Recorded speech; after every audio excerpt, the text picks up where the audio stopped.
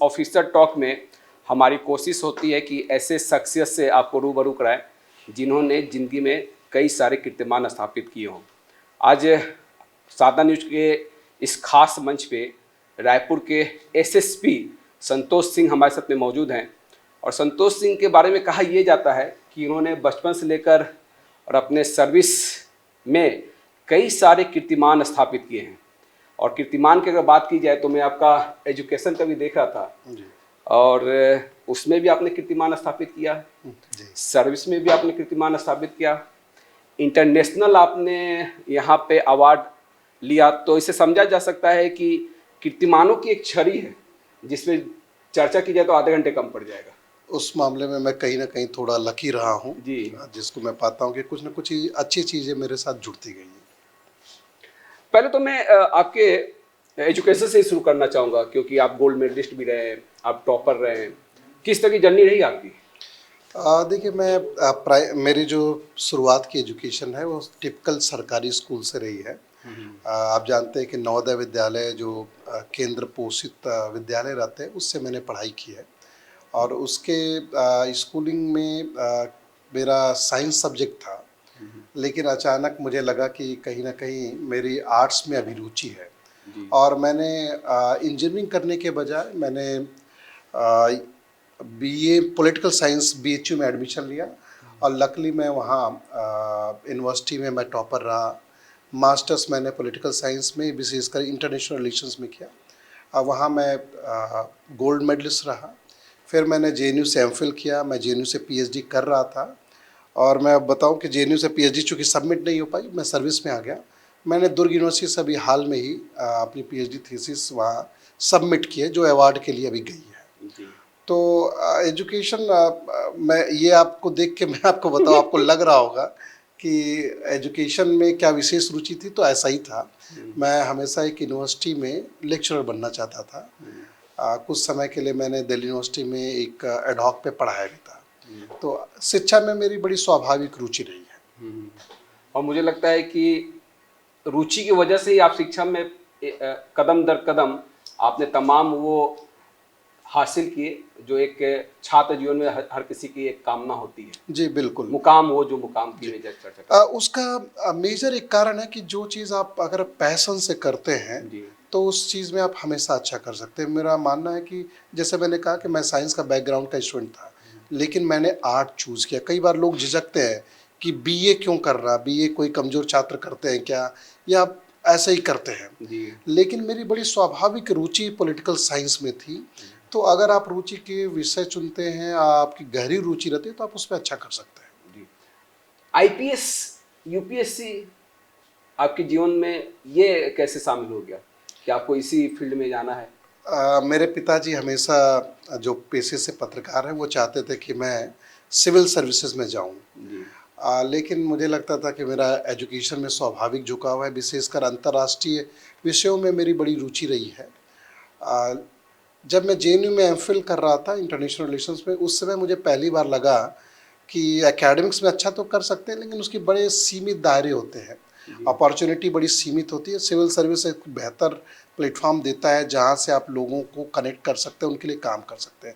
उस समय मैंने पहली बार यूपीएससी एमफिल करने के बाद सोचा, पहला अटेम्प्ट लिया, फिर सेकेंड अटेम्प्ट में मेरा सिलेक्शन हुआ और मुझे आईपीएस अवार्ड हुआ, फिर छत्तीसगढ़ कैडर अवार्ड हुआ। मुझे लगता है कि इंडियन फॉरेन सर्विस आपके लिए काफ़ी अच्छा रहता क्योंकि जो आपका पूरा एक एजुकेशन का पूरा जर्नी रही है उसमें आईएफएस को लेकर तो आपसे कुछ सवाल बिल्कुल थी। और मेरे तो इंटरव्यू में भी सब्जेक्ट चूँकि इंटरनेशनल रिलेशंस के थे, मेरा एमफिल उसमें था, तो उन्होंने काफ़ी इंटरनेशनल रिलेशंस के क्वेश्चंस पूछे, लेकिन मैंने जो चॉइसेस आईएएस और आईपीएस की वही मैं समझना चाह रहा था कि आपने चॉइसेस दे रखी होगी। जी, तो आपको वर्दी पसंद था? देखिए, मैं कहूँ कि मुझे सिविल सर्विस पहले ये था कि सिविल सर्विस में जाना है, लेकिन एक बार सर्विस में आने के बाद, पुलिस अलॉट होने के बाद मुझे हमेशा लगा, फिर अगेन वही मैं कहूँगा कि जिस चीज़ को अगर आप पैशन से करना शुरू करते हैं तो आप उस फील्ड में अच्छा कर सकते हैं।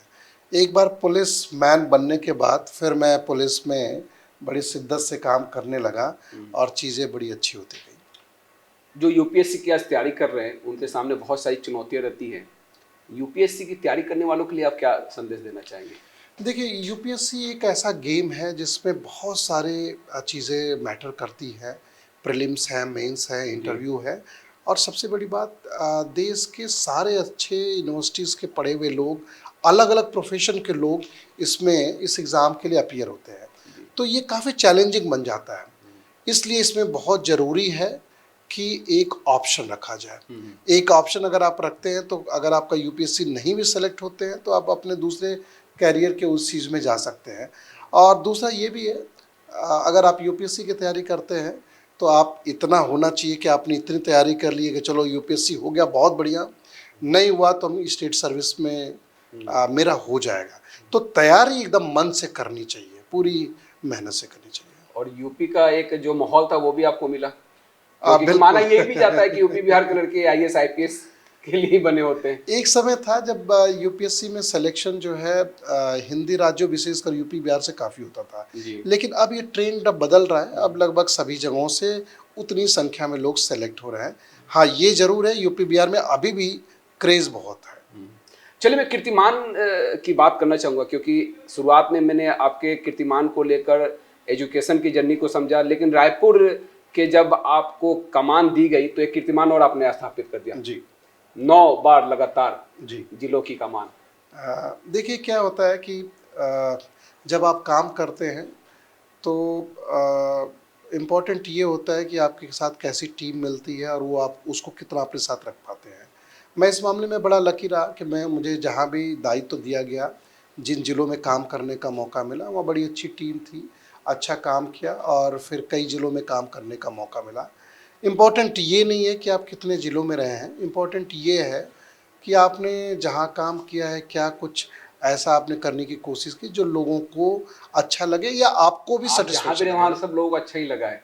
ये आपका भी ट्रैक रिकॉर्ड है। बॉलीवुड की सितारों ने आपकी तारीफ की, एक्स पे पोस्ट किया। आप तो पहले ट्वीट था, अब एक्स हो गया, उस पर भी आपके बहुत सारे पोस्ट हैं आपसे। मेरी कोशिश ये रही है, मैं जिस चीज़ पे मेरा हमेशा जोर रहता है, पुलिसिंग कई बार हम लोगों को, पुलिस अधिकारियों को ऐसा बना देता है जिसमें हम लोगों से कनेक्ट होना थोड़ा कम कर देते हैं।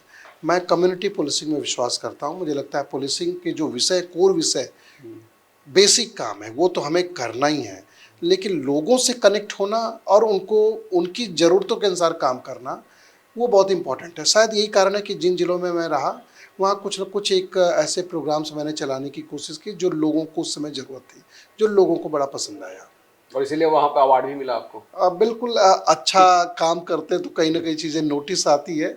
और सही, मैं फिर से वही कहूँगा, फाइनली टीम मैटर्स करती है। टीम अच्छा काम करती है तो वो चीज़ें रिकॉग्नाइज होती है, और जो भी अच्छा होता है वो टीम की वजह से होता है।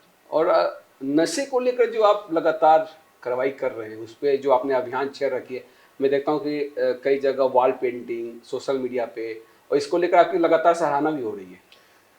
नशे पे मैं जो अभियान निजात चलाता हूँ, जो कार्रवाई और जागरूकता का अभियान है, इस अभियान में हम लोग काउंसलिंग भी करते हैं। ये मेरा बड़ा पैशन इस अभियान में रहता है। आप देखें तो पुलिस का काम ही है कि नशे के खिलाफ, अवैध नशे के खिलाफ कार्रवाइयाँ करें और समाज में नशा दूर हो। दूसरा, मैं इसको ऐसे देखता हूँ कि पुलिसिंग में हम तमाम ऐसे उपाय करते हैं जिससे अपराध कम हो, लेकिन मैंने देखा है कि उसमें अगर आप नशे पे काम करते तो खुद में ये अपराध कम करने का सबसे बड़ा कारक बनता है। और मेरा अनुभव बताता है कि जिन जिलों में ये अभियान चला है, नशे पे जब कार्रवाइयाँ हुए, नशे के सप्लायर पकड़े गए, तो उससे जुड़े अपराधों में कमी आती है। इसलिए मैं इस अभियान में काम करता हूँ। दूसरा, मुझे हमेशा लगता है कि समाज, ये एक सामाजिक बुराई है, तो जिससे समाज का हर वर्ग इससे प्रभावित होता है। समाज का कोई भी समाज हो, कोई भी आयु वर्ग हो, कहीं कोई लोकेलिटी हो, ये बुराई लगभग हर जगह है और ये एक सामाजिक बुराई है। तो इसलिए इसमें लोगों को भी साथ रखना चाहिए। तो इसलिए मैं इसमें कार्रवाई के साथ जागरूकता का अभियान भी हम लोग जोड़ते हैं। पम्पलेट्स, बैनर आपने बात की, वो बेसिकली एक मैसेज होता है, वो लोगों के सामने पड़ता है तो लोग उसके बारे में सोचते हैं, हाँ, ये नशे के खिलाफ हमें लड़ाई लड़नी चाहिए, नशे को ना कहें, जिंदगी को हाँ कहें, निजात अभियान हम लोग लिखते हैं। तो ये कहीं ना कहीं एक सामाजिक बदलाव लाने का भी प्रयास है, जिसमें सभी लोगों की सामूहिक जिम्मेदारी है और सबके प्रयास से कुछ ना कुछ अच्छा हो सकता है। इसलिए ये आपकी यूएसपी बन गई है। मैं कहूँगा ये जरूर ये एक ऐसा अभियान है जो मैं पिछले कई ये मेरा 5वां जिला है जहाँ इस अभियान को मैं चला रहा हूँ, क्योंकि मुझे एक बार करने के बाद मुझे लगा ये बहुत ज़रूरी है, तो अन्य कामों के साथ इसको मैं ज़रूर करता हूँ।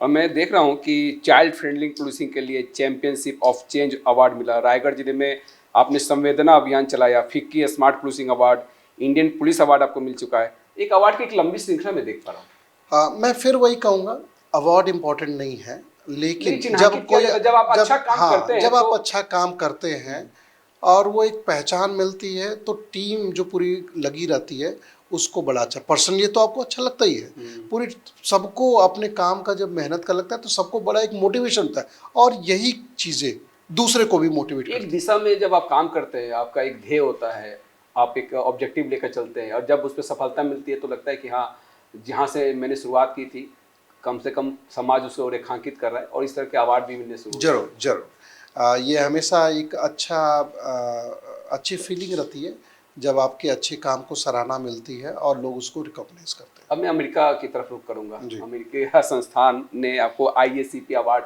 ये काफ़ी विलक्षण अवार्ड है। जी ये अभी अवार्ड आपको मिला, बहुत कम पुलिस वालों को ये अवार्ड मिलता है। जी, ये इस मामले में बड़ा हम लोग लकी रहे हैं कि IACP अवार्ड जो है अमेरिका से, जो Indian association of chiefs of police संस्था है वो देती है, और इसने ये अवार्ड जो है राजनांदगांव पुलिस के निजात अभियान को दिया। बेसिकली वो भी क्राइम प्रिवेंशन कैटेगरी के लिए ये अभियान था, जिसमें नशे के कारण अपराधों में जो कमी आई उसको रेखांकित करते हुए ये अवार्ड दिया गया था। चलिए, मुझे लगता है कि आपको राष्ट्रीय अंतर्राष्ट्रीय स्तर पे आपके कार्यों को लिए आपको अवार्ड मिला। निश्चित तौर पे जो कोई काम करेगा तो उसको निश्चित तौर पे उसको सफलता में मिलेगी, लोग चिन्हांकित भी करेंगे। मैं आना चाहूँगा थोड़ा सा क्राइम, क्योंकि SP की जिम्मेदारी ये होती है कि लैंड और ऑर्डर काफ़ी चुस्त दुरुस्त रहे। आपने कई जिलों में एज ए SP के तौर पे काम किया है आपने। क्राइम के ट्रेंड को अगर समझा जाए, छोटे जिलों से लेकर बड़े जिलों तक, क्या आप ट्रेंड देख पाते हैं? देखिए, छत्तीसगढ़ की अगर हम लोग बात करें तो छत्तीसगढ़ कंपैरेटिवली बड़ा पीसफुल स्टेट रहा है, लेकिन यहाँ जो है क्राइम को हम लोग दो अलग अलग एंगल से देखते हैं। एक नक्सल समस्या है जो बस्तर के ज़िलों में है और कुछ अन्य ज़िलों में है, जो बड़ी गंभीर समस्या रही है और बड़े लंबे समय से इस पे काम होता रहा है। खुद में ये लॉ एंड ऑर्डर का सबसे बड़ा इशू पुलिस के लिए, सरकार के लिए, शासन के लिए रहा है। रिसेंट समय में आप देखें, इतनी अच्छी अचीवमेंट्स नई गवर्नमेंट आने के बाद अचानक ऑपरेशन बड़ी संख्या में बढ़े और बहुत सक्सेस मिल रही है। तो ये समस्या नक्सली इलाकों की रही है, जहाँ मुझे भी काम करने का मौका मिला। मैं सुकमा में एडिशनल SP नक्सल ऑपरेशन 2 साल मैंने काम किया। फिर 2 जिलों में नारायणपुर, कोंडागांव में मैं SP था। राजनांदगांव जो नक्सल इलाके नक्सल जिला था उसमें मैं SP रहा हूँ। तो मैं उस समय जो चैलेंजेस, नक्सल समस्या थी। दूसरी समस्या ये थी कि विकास के कार्यों को कैसे गति दें, कि विकास के काम जिसको नक्सली प्रभावित करते हैं उसको सुरक्षा कैसे दी जाए। उसके बाद जो प्लेन जिले हैं उसकी अलग अलग डेमोग्राफी के हिसाब से समस्या रहती है, ज्योग्राफी के हिसाब से समस्या रहती है, और हर जगह का एक क्राइम पैटर्न रहता है। मैं रायगढ़ की बात करूं तो वहाँ बॉर्डर था, तो इसकी वजह से इंटर स्टेट समस्याएँ थी। महासमुंद में तस्करी की बहुत बड़ी समस्या थी। कोरिया में ड्रग्स की समस्या थी। दूसरे ज़िलों में बिलासपुर में और रायपुर में अर्बन पॉपुलेशन की जो समस्या होती है वो है, जैसे नशा, अड्डेबाजी, चाकूबाजी, जिसको कहा जाए ट्रैफिक। खुद में ये सारी समस्या इतनी बड़ी समस्या हैं जो डेली चोरी, डकैती, लूट या महिला संबंधित अपराध के अलावा ये यहाँ की इन जगहों पे इन चैलेंज से जूझना पड़ता है, और पुलिसिंग भी उसी के हिसाब से हम लोग करते हैं, जहाँ की जो समस्या रहती है उसके हिसाब से काम करते हैं। तो आपका ये कहना है कि ऑर्गेनाइज क्राइम, अनऑर्गेनाइज क्राइम है अलग अलग? देखिए, बिल्कुल, जो ऐसे अर्बन सेटिंग वाले ज़िले रहते हैं वहाँ कहीं ना कहीं कुछ ऑर्गेनाइज तरीके से भी क्राइम होते रहते हैं, तो वो भी एक इन जिलों में समस्या रहती है। चलिए, समस्याओं की बात हुई, लेकिन मैं एक अहम पड़ाव पे आना चाहूँगा जिसमें अभी हाल ही में जो 3 नए कानून आए हैं, इन 3 नए कानून को लेकर आप किस तरह से अवेयर कर पा रहे हैं और क्या देख पा रहे हैं आप समाज के बीच?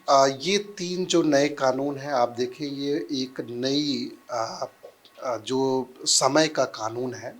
ये कानून ज़्यादा डेमोक्रेटिक है, लोगों पे फोकस है, उनको न्याय दिलाने के लिए है। पहले जो कानून होते थे आईपीसी, सीआरपीसी, एविडेंस एक्ट, उनका पूरा जोर जो दंड पे था। अंग्रेजों के बनाए कानून थे, तो ये लोगों को कंट्रोल करने के लिए बनाए गए कानून थे और प्योरली ऐसा दंड देना, दंड दे के समाज में अपराध को रोकने के लिए था। अब जो कानून है वो कई सारे उद्देश्यों के साथ, पहला उद्देश्य जिसका नाम ही से पता चलता है कि दंड संहिता नहीं है, भारतीय न्याय संहिता है। तो अब न्याय पे जोर, और न्याय कैसे दिलाना है? न्याय लोगों के हिसाब से सोचना है, लोगों को कैसे त्वरित न्याय दिला जाए टाइम सीमा के अंदर, उनकी जो न्याय के लोगों के अधिकार को भी सुरक्षा की जाए। इवन अपराधियों पे भी थर्ड डिग्री का इस्तेमाल ना करके साइंटिफिक टूल्स का इस्तेमाल करें, एफएसएल का यूज़ करें, डिजिटल टेक्नोलॉजी का यूज़ करें, ऑडियो वीडियो रिकॉर्डिंग यूज़ करें। ये तमाम ऐसी चीज़ें जो ये नए तरीके, नए जो समय है उसके हिसाब से लोगों के न्याय दिलाने के लिए बनाए गए हैं। आप देखें, महिला सुरक्षा को, बच्चों की सुरक्षा को इस कानून में फोकस किया गया है। आतंकवाद, देश जो राष्ट्रद्रोह, उसको नए सिरे से परिभाषित किया गया है। बहुत सारे प्रावधान हटाए गए हैं, नए प्रावधान जोड़े गए हैं, कम्युनिटी पुलिसिंग जोड़ी गई है, जबकि ये कहा जाए तो रिफॉर्मेटिव कानून है। पहले ये होता था कि अगर कोई अपराधी अपराध करता है तो उसको जेल डाल दो, अब ये है कि नहीं, उससे हम कम्युनिटी सर्विस भी कराएं, जो मॉडर्न स्टेट्स में होती है। तो ये कानून लोगों पे फोकस्ड है और इसकी तैयारियां काफ़ी समय से हो रही है। हम लोग इस पे लगातार काम कर रहे हैं, ट्रेनिंग कर रहे हैं और आने वाले समय में इसको हम बहुत अच्छे से इम्प्लीमेंट करेंगे। चलिए, एक और कि आप लगातार प्रोत्साहित भी करते हैं अपने अंडर काम करने वाले अधिकारी और कर्मचारियों को। कॉप ऑफ द मंथ, इसको समझना चाहूँगा, इसमें किस तरह से आप प्रोत्साहित कर रहे हैं? बिल्कुल।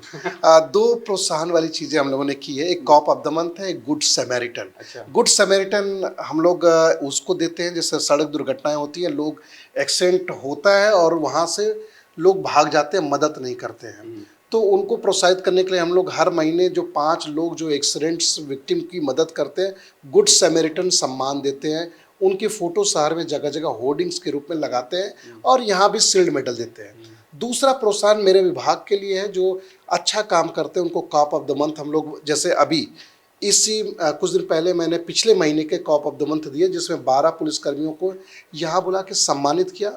उनकी फ़ोटो सभी थानों में, सभी ऑफिसेज में लगेगी। इस काम के लिए इनको corp of the month award दिया गया।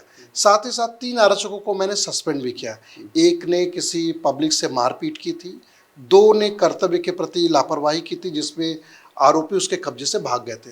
तो दंड देना, सजा देना जो गलत करे, और जो लोग अच्छा करें उनको सम्मानित करना, ये कॉप ऑफ द मंथ का उद्देश्य है। गुड समैरिटन उनको सम्मानित करने का, आम लोगों को सम्मानित करने का उद्देश्य है, ताकि एक्सीडेंट विक्टिम में लोगों की मदद ले, ताकि दूसरे लोग इससे प्रभावित हों और उससे सीख कर वैसा ही काम वो लोग भी करें। चलिए, मैं अब आखिरी एक सवाल आपसे ये लेना चाहूँगा, क्योंकि पैन इंडिया अगर चर्चा की जाए तो डिजिटल क्राइम, साइबर क्राइम काफ़ी बोलबाला है। इसमें अच्छे पढ़े लिखे लोग भी इसके शिकार हो जा रहे हैं। इस और आप किस तरह का प्रयास कर रहे हैं? ये आप देखें, साइबर क्राइम आज सबसे बड़ा न्यूसेंस है। आज आप देखें तो साइबर क्राइम से कोई अछूता नहीं है जी।